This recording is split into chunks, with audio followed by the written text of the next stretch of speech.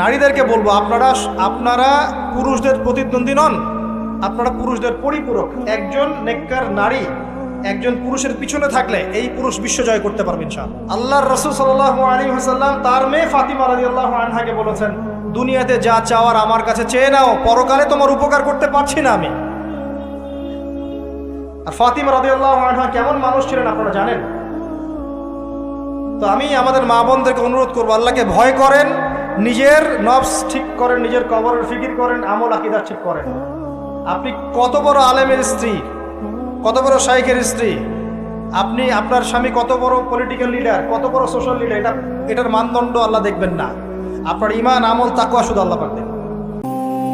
এরকম স্ত্রী ঘরে ঘরে না থাকলে আমরা কি ইসমাইলের মতো সন্তান পাবো? যে স্ত্রীগুলোকে আপনি বিয়ে করছেন তারা কি আসলে এমন?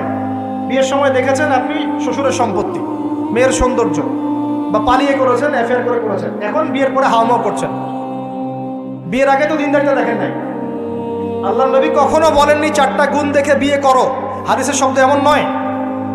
ওলামায়ে কেরামকে জিজ্ঞাসা করেন, 4টা গুণ দেখে বিয়ে করো নয় শব্দটা, 4টা গুণ দেখে সাধারণত বিয়ে করা হয়। 4টা গুণ দেখে সাধারণত বিয়ে করা হয়: সম্পদ, সৌন্দর্য, বংশ, দিনদারিতা। তোমরা দিনদারিতাকে প্রাধান্য দাও, না হলে তোমাদের হাত ধুলোয় ধূসরিত হবে।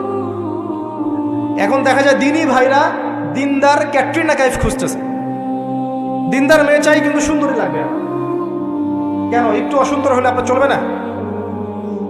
আপনার স্ত্রীর কাছে যা আছে অন্য মেয়ের কাছে তাই আছে, এর বাইরে কিছু নাই।